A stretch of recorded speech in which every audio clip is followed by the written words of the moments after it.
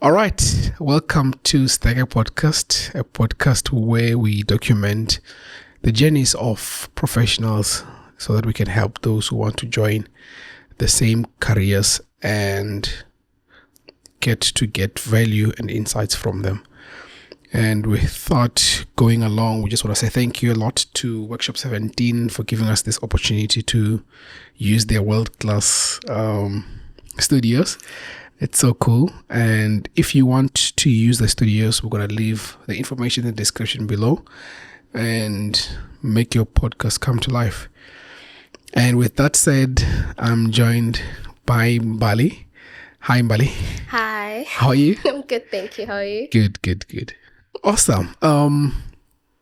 Please introduce yourself and what you do. Okay, hi again. My name is Mbali. Currently, I'm an intern, and then qualifications that I have the diploma in accountancy, advanced diploma in accountancy, and a postgraduate diploma in management accounting. Oh, beautiful. We've got, I was thinking of a word that Sway usually say, we've got a hyena, which is just a compliment of someone who's doing quite well. Thank you. I'll probably have to find my own word for that. With that said, so what made you decide to do accounting? It's going to be a funny story. Go for it. Well, when we get to choose subject when you're in grade 9, Yes. now you have to choose in high school. Sure. Hated history. Okay. Never liked science. Sure. It was intriguing, but never liked it to the point like, I would really want to do it. 100%. The only option was EMS, which is finance. Sure. Didn't have a choice but to like it. Okay. So till this far, still liking it. Oh, that's so cool. And you get to go to varsity. Yes. And what are the nuggets that you can give someone who is listening to the podcast so that they can actually graduate? Because you graduated not just once, 3 times. So what are the tricks or the advices that you can give so that they can make it on the other end? Firstly, I'd say as much as in high school, they will tell you, no, university is different. They won't follow you up. It's very, very important to know where you want to go to school. Because at the end of the day, it's 90% sure that's where you're going to start your career. And at least start a career where you would love to stay at. Mm. So when you weighing your options or when you're applying, but actually I would advise apply everywhere. Mm-hmm. It really doesn't hurt for you to apply everywhere. Mm-hmm. As much as you have schools that you would like to go, but apply everywhere. Sure. And to graduate, all I can say is know what you want, know what you're there for, and know what you want to achieve at the end of the day. Sure. It's very easy to get distracted. It's very easy to lose focus, especially if maybe you don't have that much self-control, or maybe you are not even sure, like, no, I got school either way. It's not like something that I wanted to do. 100%. But it's very important that even if it's not what you wanted to do, but see it through. Because your transcript stays there forever. As much as you like it or not. Come on. It stays there forever. So also, the one and most important thing, to pause. Now, this one is a trick to pause. Sure. Know your learning style or learning method. It'll help you a long way. I say that because I've proven it. Last year was a bit tricky to do everything all at once. Sure. But I was fortunate enough, I know I had learned it very late, but I was fortunate enough to know how I can learn. Yeah. My learning style, my learning type. That actually, I'm not the type to sit down and read. I'd rather come to you. You tell me what you read. Okay. I'll grasp it. I'll understand it. I see. I just need those few concepts for me to understand so that I know what you're talking about. I see. So you want someone to actually break it down for you. Exactly. Just tell me what you've learned. Tell me what you know. Might be, some people call it stealing. I say it's knowledge. Sure. I call it knowledge. So just find the way that works best for you to study. If you have that, I think you have the key, because now you won't be focusing on everything. You won't be 2 days before the exam. Now you're trying to break down everything. You're trying to get through 12 slides, 13 slides. It won't get you anyway. But find the learning style that you are good at. Focus on that. If it means that you are the one who prefer visuals, There's internet. They didn't give you free Wi-Fi address for nothing. Sure. Go to the internet, learn that concept, learn that thing if you're a visual learner. If you are a hearing person, listen, attend your classes regularly. If you can't attend the classes, find somebody that you know they are going to class. Let them explain. If you know you are reading, then sit and read. That's not that difficult. Sure. Yeah. Oh, that's so cool.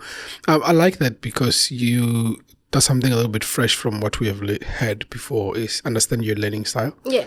And when you get your learning style, then you are able to apply yourself and get, it's an efficiency game.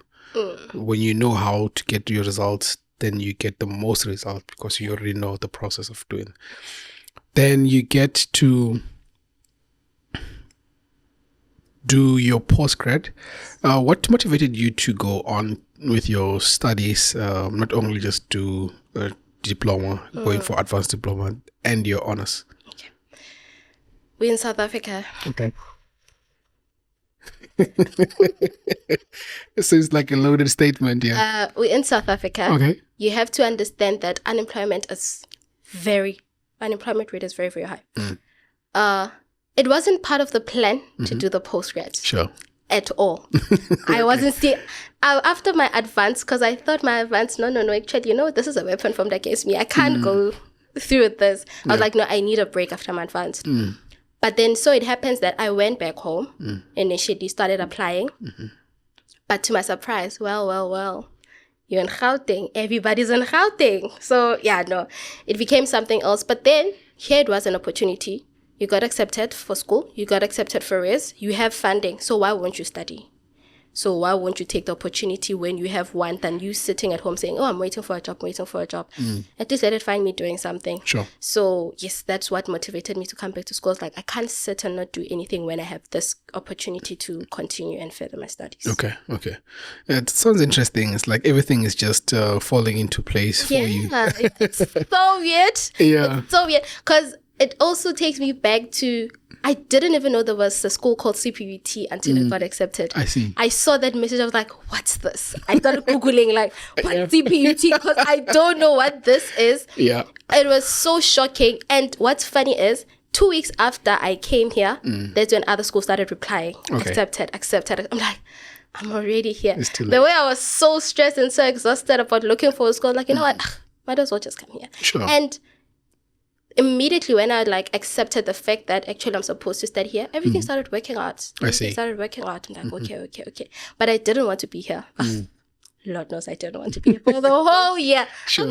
I remember telling my friends, I was like, no, this is a vacation place. People shouldn't stay here. No, it's not good. But 5 years later, actually 6 now, here we are. Wow. That's quite interesting. And so you're done now with your postgrad. Yes. And you're now an intern. Yes. Please explain what you do on a daily. Get us into your world as an accountant. Okay. So basically, when I started, I was in 2 teams. There was the cash book team, which is the banking team. And then there was the risk team, the reinsurance team. So basically, I was mostly, for the first 5 months, I was mostly in the banking team. So basically, the banking team, you come in the morning, you allocate the premiums that have been paid. I intern in an insurance company. So yeah, you allocate the premiums that are being paid. Internet insurance. No. I'm interning in an insurance company. Oh, interning in the insurance. Okay, my bad. Go for it. So basically, you allocate the premiums that are being paid. There's some funds or works that pay in bulk. Obviously, you have to split those funds. Then you run recons on a monthly basis, and then you have month end where it gets hectic sometimes. Yeah, but we manage. And then there's the reinsurance side. The reinsurance side, I'm starting to, actually it's the risk side. That's where I'm starting actually to get exposed to a lot now, because I'm no longer mostly focused on the banking team. So basically that side now, I'm currently busy with recons. So that's the risk side, right? That's the risk side, yes. Okay. Before we get to the risk side, I just wanted to have a follow-up question. Yes. On the banking side, you say there are times where it gets busy. Yes. What is it that it busy looks like? And if you do have examples, Sure. which don't implicate you, of course, but if you have examples, like how does it look like? How do you manage the stress also in that? So you can assist someone to have an idea of what they're going to be doing if they were to be in banking. Okay, most of the things I can't share because Sure. confidentiality and stuff, because we're 100%. working with people. But what I can share is when I say it's month end, and sometimes it does get hectic. It's the thing that it's bank account. We work with banks. Sure. Every month end, which is on the 1st, the bank ran on the 1st at 12. The banks close. So every deposit, every premium that is being paid has to be allocated. So imagine doing that for 20 bank accounts. You see how hectic it is, because it's not one. And in those, sometimes in that you have to do split the amount because it's for different funds. Oh yeah, sure. So yeah, it becomes tricky like that. So interesting. This is me just being curious. Wouldn't there be an automated thing that splits them, or you have to manage it yourself and see where the money is going and coming? As much as I would like to say, I can't say. Okay, no problem. Yeah, I think I've got the answer in that. Thank you a lot for sharing that. And then is it something that you actually have to manage yourself and how you do your work, or is something that if it's month end, it's month end, then you can tell? It's something that doesn't give you too much stress? When they ask you in the interview, can you work under pressure? Sure. You have to be able to work under pressure. I see. Yeah. I see. You have to be able to time yourself properly. Sure. If you're a slow person, start early, start on time. Sure. If it will take you too much time, you won't be able to reach 12 and you're done. Start early. At the end of the day, it's your job. And I like to tell people when they're interning that you need them more than they need you. Sure. You don't have experience. You need the experience. 100%. So, okay, I think I'm jumping somewhere else. But anyways, let me continue. You, the one who needs experience. Yeah. So if you only giving them 30% saying it's an intern, where's that 70? I see. Because I feel like in most companies, they can give you that. They can give you 100 if you are willing to get 100. 100%. Don't have that mentality that I'm an intern. They might not even give me the permanent job. It really doesn't matter. At the end of the day, you're the one who wants experience. And if you have that willingness to learn, if you have that thing that actually, no, I really want to know how they do this thing, they can actually give you and they can actually show you how things are done. So, I see. yeah, it's the willingness, know yourself, understand that, okay, I'm a person that works better at this pace, so I can't manage. Unfortunately enough, I work quickly. I grasp concepts quickly and I can do things quickly. So I was like, okay, anytime that I can start working, I know that I'll reach that time. Yeah. Okay, that's cool. That's so cool. Then you get to do risk. Can you please get into that and explain it? Oh, risk. Complex but nice. Basically, in the risk side, I was mostly now I'm starting to get exposed to other things because now I'm fully there. But I started at the reinsurance side. Reinsurance, basically, it's insurance companies being insured somewhere else. Okay. So that they don't take all the risk if in case of anything that. Is it that thing where they say underwritten by? Yeah. Like we don't, because for example, if this whole company is under that insurance company, God forbid something happens that is bad, how many claims will they get? I see. A lot. So obviously we don't want to share. We don't want to take all that risk on us. Yeah. So why not share it? I see. So basically that's that. So basically I was checking if premiums are paid for new clients that joined. And then now that's when I'm starting to do the recons for those accounts. Yeah. All right. What is one advice that you can give, or maybe let me put the question in this way. What is it that makes a good accountant in your field? To me, in finance, I would say you can't not learn. You always have to learn. And things change. For example, in tax laws change literally every year. Some are added, some don't apply anymore. So you need to have a mentality that if I'm going into finance, I'm going to learn. and I won't stop learning. But I feel like it also goes to every career nowadays, because, you know, there's AI now. Come on. So, you know, there's AI now, so you cannot not learn. So I think it goes out to everybody who wants to do anything. Just have that mentality that I'm going to learn. Don't go there and be comfortable, because if you're not replaced by another person, there's a board for you that's waiting for you. So continue learning. Have that mentality that, okay, what can I get? Can you give me more? Give me more. Give me more. And in them giving you more, it becomes easier for you also that. Because now when I go apply to another job, like, no, actually, we're looking for something. Like, no, I know that. No, actually, I can't do that because I opened myself up to learn more. I see. To take more. 100%. Yeah. Great.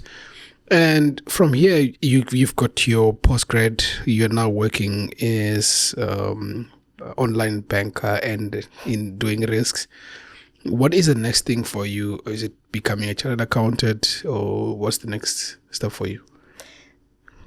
I hope I don't get bashed for this, but no, I don't. The CA, it has its people. It has its people, but I want to go the CIMA route. Okay. Yeah, I want to go to do the Chartered Institute of Management Accountants. Okay. So yeah, that is the route now that I'm willing to take. Yes. Okay.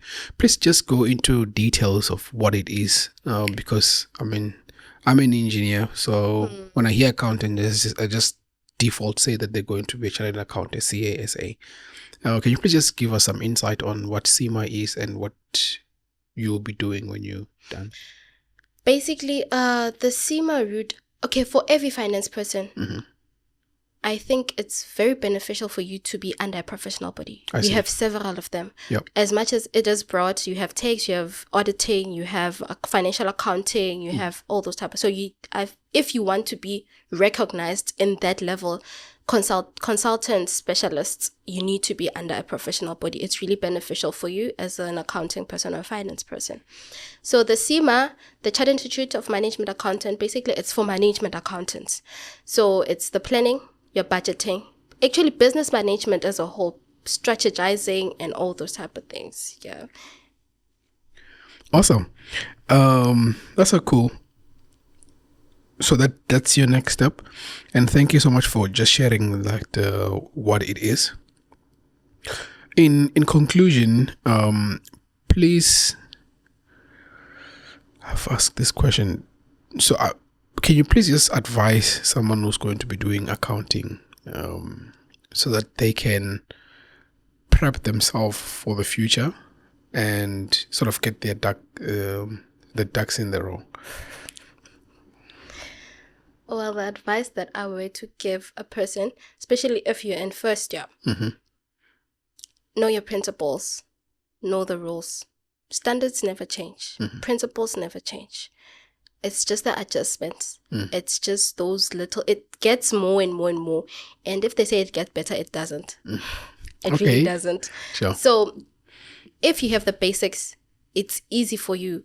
Because the thing is, they will change words, but they don't change the principle. I see. They will change how you might calculate, maybe add a new formula, but it doesn't change the principle. Know your standards, know your fundamentals, know your principles. From that age, I feel like they should have started us in high school, because it really doesn't change. The principles don't change. Sure. The standards don't change. I see. So, but then, because now you're fortunate enough, and I know it's CPUT, the first year, basically, you're starting off as if, they're still trying to, because remember, there's some people who didn't do accounting, but they're doing first year of accounting. I see. So they're starting to juggle you back to the concepts, the terminologies, the standards from the first. So I've just learned those things. The things that you learn in first year, they're very crucial and very important for you, because they will take you in your fourth year, fifth year. Sure. They don't change. The fundamentals still stay the same. They change a few things, but if you grasp them in first year, I think it'll be easier for you. Cool stuff. All right, then thank you so much for coming through and sharing your journey. And I think it's going to be very valuable for your fellow accountants. I hope so. And we are wishing you the best with your CIMA journey. Thank you. And thank you for honoring the invite. Thank you very much. Awesome. Cheers, everybody.